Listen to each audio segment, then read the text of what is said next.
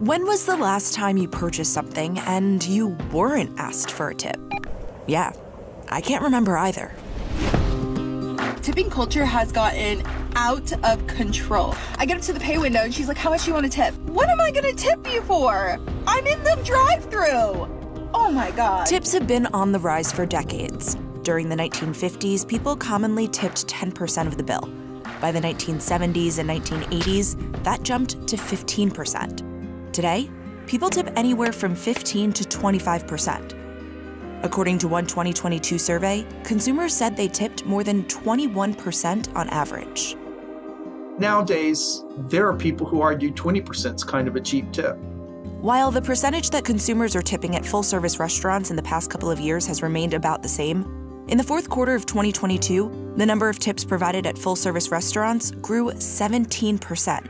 Meanwhile, the tip frequency at quick-service restaurants such as coffee shops and fast food chains rose 16% during the same time period.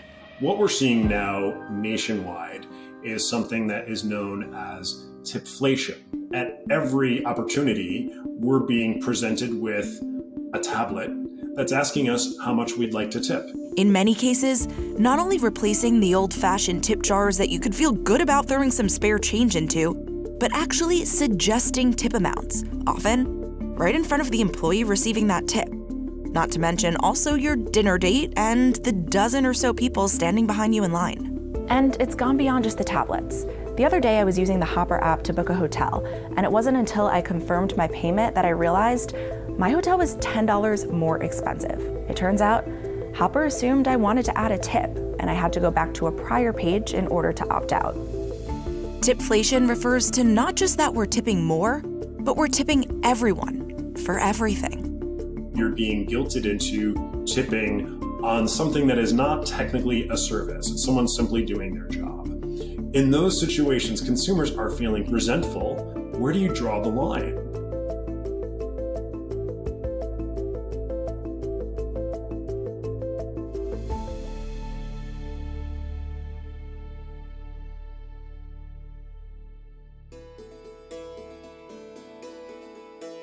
TIP stands for to ensure promptness. Tipping may go back as far as the Roman era, but according to most experts, the practice likely has its origins in medieval Europe. Noblemen taking passage on roads would throw coins to the rubble to ensure safe passage. One theory is that it evolved in eating and drinking establishments as a way to forestall envy, that when you're eating and drinking, you're having fun, and the people who are serving you are not. Fast forward to the 19th century, when waiters who received a full wage went on strike demanding higher wages, they were replaced with women who employers could pay less. A decade later, there was the population of newly freed slaves. The idea from these restaurant owners was that they were giving the luxury or privilege of a white person's tips. That was without a full wage. Ironically, as tipping exploded in the United States, it became less common in Europe and was replaced with service charges. While the first federal minimum wage law was passed in 1938, it wasn't until almost 3 decades later when the tip minimum wage was established. In 1991, the federal minimum wage for tipped employees was set at $2.13, which is what it remains at as of March 2023. As far as I know, the United States is the only country that exempts tipped workers from having to receive the full minimum wage. In 43 states, it is legal to pay tipped workers less than the standard minimum wage, because tips presumably make up that difference.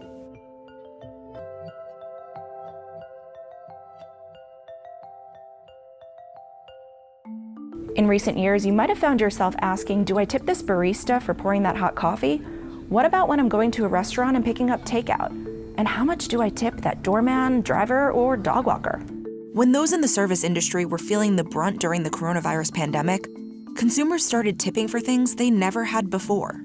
And the percentage of remote transactions when tipping was an option in which the consumer tipped soared from about 46% before the pandemic to around 86% in January 2022. If people were willing to tip the person delivering food to their home 30%, why not ask if they'd like to tip when they come pick up? During the pandemic, businesses who lost a lot of traditional customers and transactions were looking for alternative ways to make up that income. And if asking for tips was one way to do it, they were willing to try it. And since then, that ask hasn't dissipated. Another reason consumers say they feel pressured to tip more? They're being asked to tip prior to service completion. Asking for a tip beforehand is almost like a bribe, right? I'm afraid not to tip because, well, you do less good work. Customers might not be concerned about the barista's perception of their tip before getting their latte, but what about the mechanic repairing your car?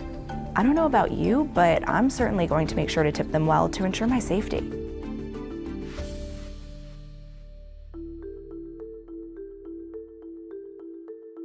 Another reason consumers are tipping more? Newer technologies. Kiosks and tablets with 3 large tipping suggestions that pop up on the screen in front of you. 3 options chosen by the business. I have not yet been to the restaurant where they recommend 5, 10, or 15% for quick takeout. It normally always starts at 15 as a bare minimum, sometimes even starting at 20, 25, and up to 30. According to a 2022 creditcards.com survey, 22% of respondents said when they're presented with various suggested tip amounts, they feel pressured to tip more than they normally would. They use those options as an indication of kind of what the normative range is and feel compelled to tip within that range. So the more you ask, the more you get. The 3 prominent companies with that trendy, sleek look are Square, Toast, and Clover. They launched a bit more than a decade ago to help businesses run smarter, faster, and easier, all in one point-of-sale or POS systems. In some cases, fewer fees so it's less of a burden to accept multiple credit cards, no long-term contracts, and multiple other useful tools including inventory and employee management. They got credit card processing into the hands of individuals and very small merchants. Square did a great job. It's been a tremendous growth story. That's half of the business today. Do you think these companies are responsible for this turn of events that we've seen with tipping? I would say they could take some of the credit for helping restaurants gather more tips. Robert Sanchez manages Eli's Essentials in New York City. One of the business's locations uses Toast, while the other uses this. He says the storefront that uses Toast sees more and higher tips. The Clover, Square, and Toast terminals to a consumer are very easy to use. Big buttons, big areas to sign the tip, an easy way to tip a different amount if you don't like the starting at 20% option. There are others that do it, they're just not as cool looking.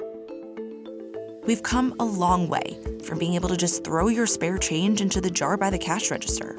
The new tablets have turned what used to be a sin of omission, I simply didn't put money into the tip jar, into a sin of commission. I have to hit a button and say no tip. I have to actively choose not to tip, whereas before, not tipping was a kind of a passive thing. Glancing at the tip jar could have also been a way to get a sense of how many others are tipping on that service and maybe even how much money. Meanwhile, not only can the tipping options be customized, but the tipping feature can be disabled as well. So it's the merchant's choice to ask or not to ask for tips. From the business side, it makes employees want to perform better and do a better job. It's seriously significant. It really pays for the software. You'd be a foolish business owner not to install it based on what the numbers display. Even a mammoth company as large as Starbucks has decided that they need to sink or swim, and the best way for them to do that is to offer the tip screen. Starbucks rolled out the tipping feature in stores in September 2022. It's one thing to have a happy staff. It's another thing to have customers that are feeling resentful. I think it's a calculus that all business owners really need to make.